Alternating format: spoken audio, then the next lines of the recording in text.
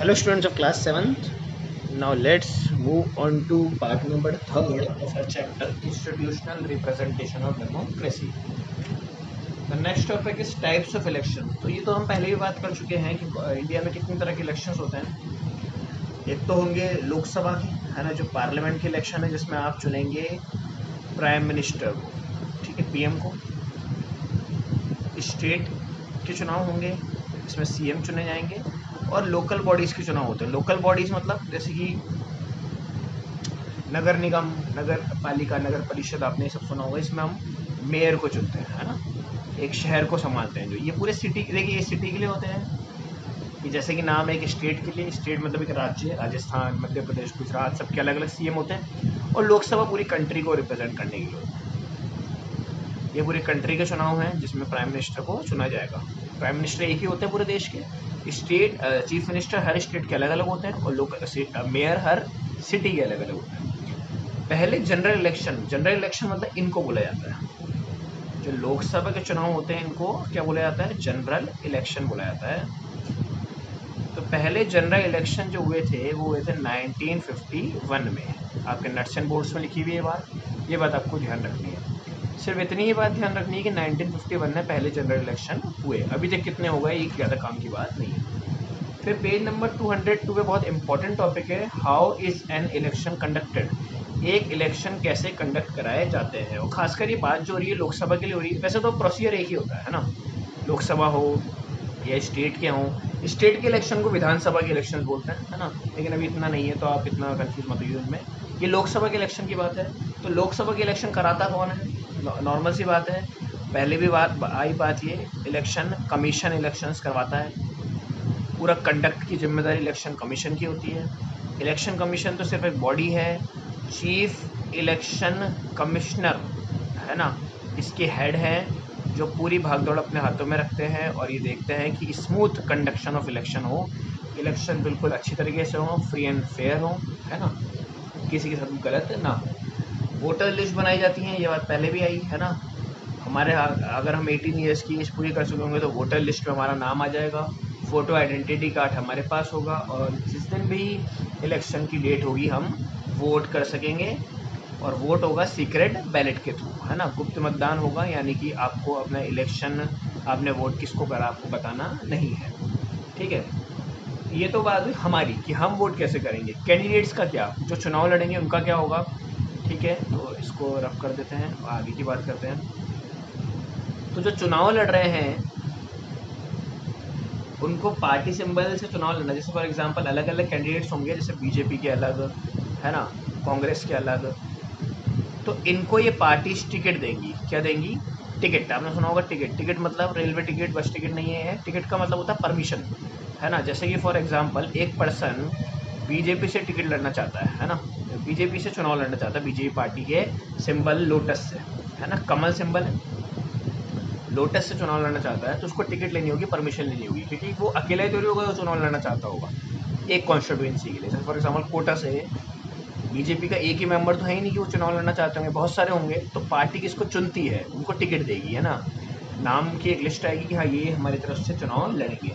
चुनाव लड़ने की लिस्ट आएगी, उसके नॉमिनेशन फॉर्म भरे जाएंगे।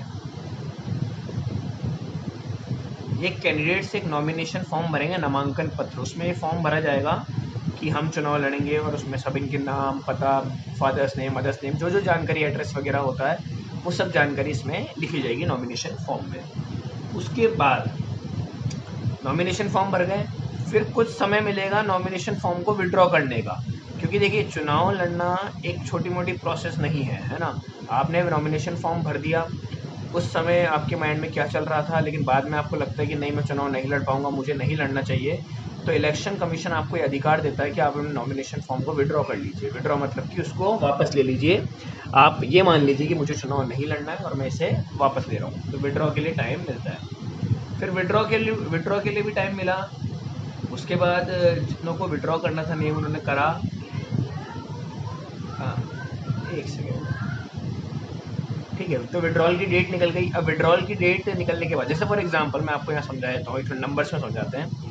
मान लेते हैं एक कॉन्स्टिट्यूंसी के लिए 15 लोगों ने नॉमिनेशन फॉर्म भरा था। कितने लोगों ने? 15। कोटा के लिए 15 लोग चुनाव लड़ना चाहते थे, लेकिन जब विड्रॉ की बात आई तो 15 में से 5 ने अपने नाम वापस ले लिए। तो 15 में से 5 गए, अब बचे 10। अब ये 10 जने चुनाव लड़ने के लिए बिल्कुल तैयार हैं, अब इनको चुनाव लड़ना है।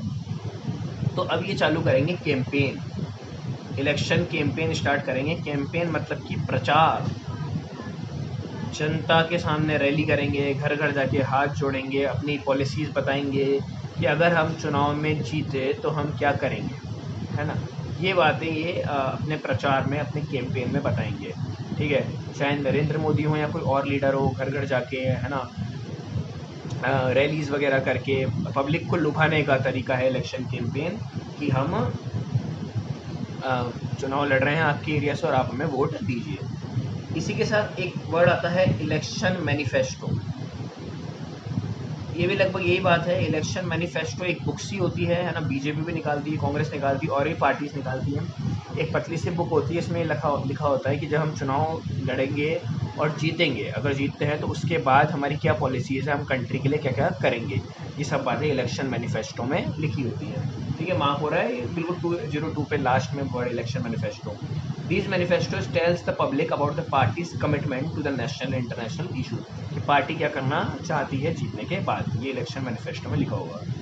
फिर कैंपेन कर लिया, घर घर जाके आपने हाथ जोड़ लिए, फ़ोन पे लोगों को परसुएट किया, रैली वगैरह की, जो भी आपने तरीके अपनाए।